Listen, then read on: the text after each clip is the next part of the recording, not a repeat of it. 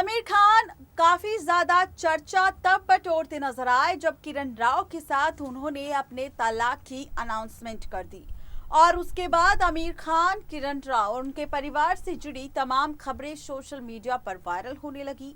ऐसे में अब सामने आई है आमिर खान के भाई फैजल खान की एक वीडियो जिसमें उन्होंने इंटरव्यू में किया है खुलासा रोली नाम की लड़की का, यानी कि इस एक्ट्रेस का। आखिर क्या कुछ कहा है उन्होंने इस एक्ट्रेस को लेकर, देखिए ये वीडियो। यस सर, ये कंपलसरी नहीं कि सिर्फ कैमरे में देखना, कहीं भी देखना, आप मुझे भी देख सकते हैं, अपने पोस्टर की तरफ भी देख सकते हैं, जी दूसरे को देख सकते हैं, ऊपर नीचे कहीं भी देख सकते हैं। जी जी ओके जी चलो ऑलराइट। तो सबसे पहले तो congratulation, thank you and thank you so much. Thank you so much. And आपके लिए डबल कांग्रेचुलेशन, आप डायरेक्टर भी बन चुके हैं इस फिल्म के साथ साथ। आई नो आपने पहले असिस्ट भी किया है लेकिन प्रॉपर तरीके से ट्रिपल कांग्रेचुलेशन दे दिया ना, गाना भी गया ट्रिपल, वो वही मेरा आता है ट्रिपल कांग्रेचुलेशन कि आपने इसमें गाना भी गाया। मैडम आपके लिए भी कांग्रेचुलेशन कि आप सर के साथ में जो है डेब्यू कर रही है, क्योंकि मैं आपको बता दूं कि सर जल्दी मिलते नहीं, आप बहुत लकी हैं। आई डोंट नो क्या हुआ, कैसे मिले, वो सारी चीजें मैं आपसे जानना चाहूंगा, क्योंकि दुनिया में जितनी भी लड़कियां एक्टर बनना चाहती हैं, सब हर कोई चाहते हैं कि वो एक बार फैजल जी के साथ में काम करे। डेफिनेटली आपको नहीं पता सर? नहीं, मुझे नहीं पता ये बात। अगर आप सोशल मीडिया पर आइए और मैं आपको दिखाता हूँ तो ढेरों सारी बातें करेंगे। और सर और एक जो चीज मैंने नोटिस की कि आप बहुत ही रोमांटिक बन गए हैं, जिस तरह से आपने प्रपोज किया आई लव यू नताशा। तो मैं चाहूंगा सर फिल्म की जो बातें करेंगे फिल्म की करेंगे, तो मैं चाहूंगा कि आप एक बार वहीं से स्टार्ट करें, देन इंटरव्यू स्टार्ट करते हैं। I love you Natasha. Sir मैं रेड रोज ढूंढ रहा था कब से, रोमाना के बोला रेड रोज नहीं है। तो एक बार सर अगेन एक वो फील के साथ नताशा आई लव यू। क्या आप कुछ कहना चाहेंगे? इस टाइम पे मैंने कहा नहीं था, इस टाइम पे आपने नहीं कहा, लेकिन ट्रेलर के लास्ट में मैंने देखा एंड में था पॉइंट पे, मतलब इतना जूम क्यों? अब तो वो तो थर्ड को ही मालूम पड़ेगा। थर्ड को मान यहाँ जो जुल्म है और जो टेंशन है और जो थ्रिल्स है, क्योंकि एक रोमांटिक थ्रिलर है फिल्म फैक्ट्री हमारी 3 तारीख को लग रही है। उसमें सब जो भी टेंशन्स है, रोमांस है, प्रपोजिंग है, हार्ट ब्रेक्स है, इमोशंस है, गाने हैं, कॉमेडी है, एक्शन है, सब आप थर्ड को ही देखिए इंशाल्लाह। ऑडियंस को भी मैं रिक्वेस्ट करूंगा कि आइए और देखिए, एंजॉय करिए, क्योंकि मुझे लगता है कि आप लोग ऑडियंस एंजॉय करेगी, इसलिए ये फिल्म बनाएगी, ये इंटेंशन के साथ बनाई गई। तो हमारा ये जो इंटेंशन है, ये सपना ये स्वीकार हो, वो हमको थर्ड के बाद ही मालूम पड़ेगा। आई विश की ऑडियंस को बहुत पसंद आएगा इंशाल्लाह। रोहित जी आप बताइए कि कैसा रहा experience with multi talented actor?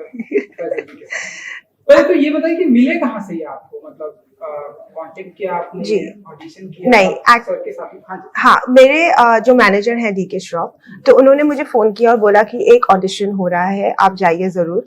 और जैसे आज रात को फोन था और मैं कल ही पहुंच गई। This is too good of an opportunity to miss, you know, because he already told me. तो पूरा लाइन सीख साख के मैं पहुंच गई and then I gave the audition. और फिर उसके बाद बोला बस you know we are going to start shooting, बहुत जल्दी हम सब करेंगे।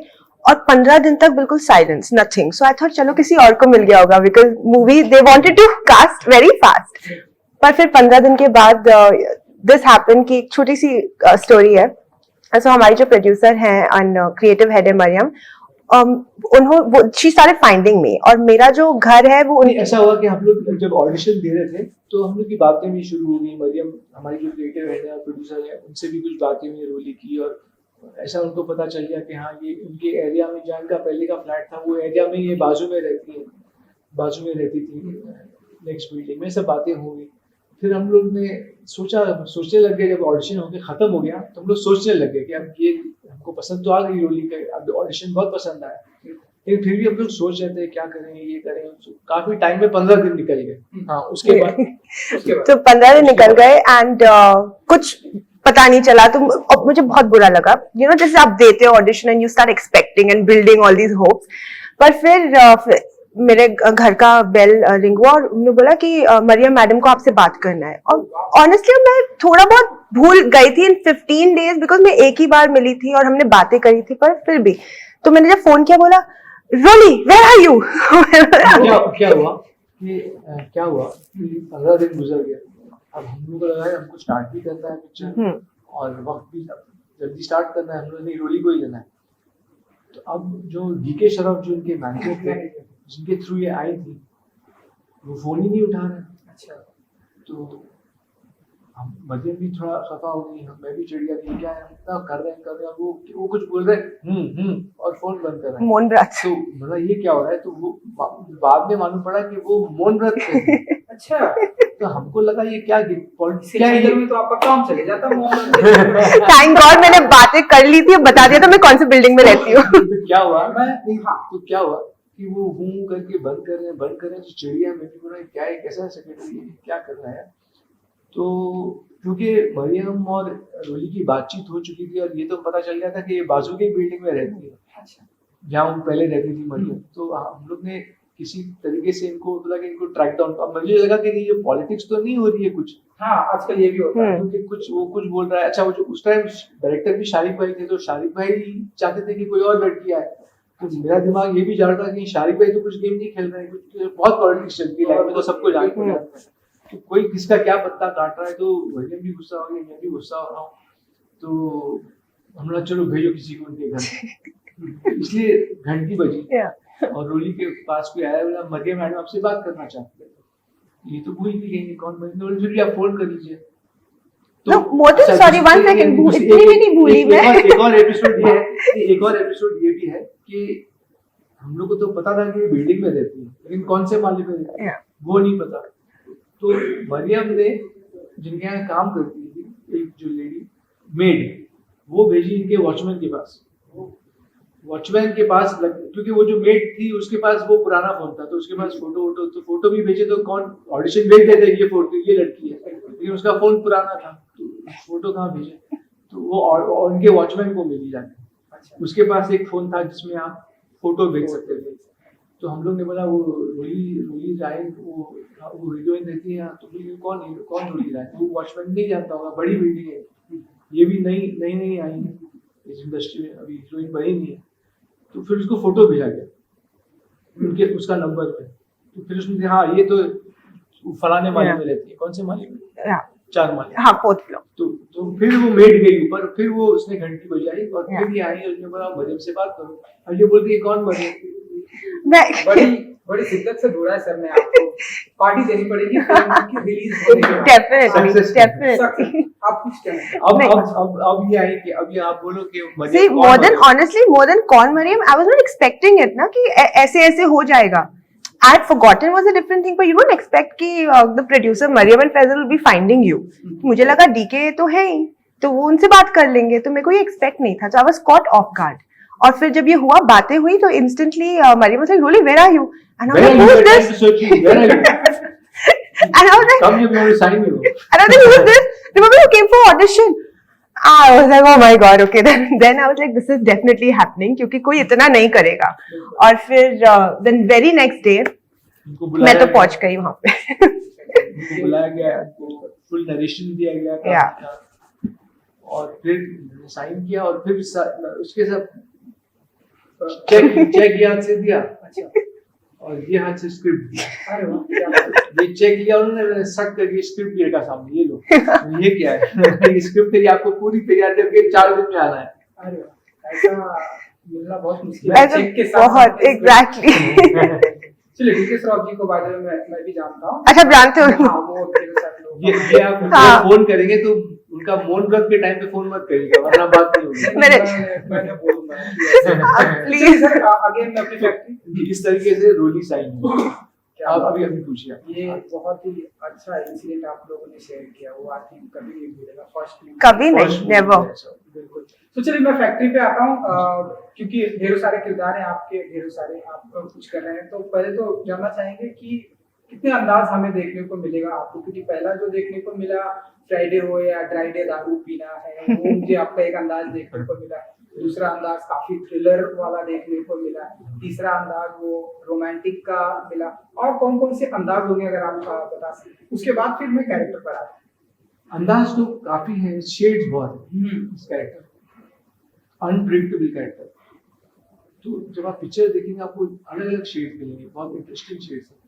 सडनली गाना भी गाने लग जाता है, सडनली सीरियस भी हो जाता है, सडनली इमोशनल भी हो जाता है, बहुत और एक हड़बड़ाया हुआ आशिक है, अच्छा तड़पता हुआ आशिक, तड़प दिखाई दी क्या आपको? जो नताशा जी के पागल है ये प्यार में पागल है। तो ये सब शेड्स हैं, अलग अलग, इनके कैरेक्टर में भी अलग अलग शेड्स हैं। अच्छा तो आप थोड़ा बताइए कि आपके किरदार के बारे में and फिर क्यों इतना तड़पता हुआ आशिक बनाती हैं आप किसी को तो पहले वो तो ऑब्वियसली थर्ड को ही मालूम पड़ेगा पर which girl doesn't like to be romanced, my question तो बस यही था। बस तो मुझे बहुत ही मुझे जो भी चाहिए था वो सब उस फिल्म से मिला है, तो मुझे तो बहुत ही अच्छा लगा। ये शेड इनमें भी बहुत है, बहुत shades। गुस्सा का है और हैप्पीनेस है और एक्साइटमेंट का है जब कोई इनको प्रपोज कर रहा है, शेड बहुत है। कभी गुस्से का है, कभी सैडनेस है, and plus I was fighting, कभी एक्शन। मैंने एक्शन पहली बार मैं एक्शन भी कर रही थी और बहुत ही, तो वही मैं बोल, सारे shades, action, romance, drama, sadness, मतलब सारे इमोशंस हैं इस फिल्म में। रोमांटिक गाना which is my favorite, which Faisal has sung. इश्क तेरा चलिए फिर गाने से थोड़ा सा चेहरा तेरा रूबरू हर ख्वाब हर बात में।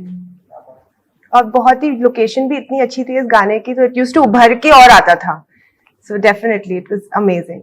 लोकेशन से याद आया मैंने सुना कि मुंबई एंड गुजरात में शूटिंग की गई, क्योंकि फैक्ट्री मेन लोकेशन है। अच्छा, इसके ऊपर भी एक जो फैक्ट्री टाइटल कैसे मिला? हाँ वो वही, पहले तो ये लोकेशन फिर उसके बाद फैक्ट्री का टाइटल। लोकेशन हमारी वापी में थी, दमन में थी, सापुतारा में थी और दादरा और अचार भी वहाँ से, और दादरा और नगर हवेली में भी वही बेल्ट में शूट हुई पूरी पिक्चर।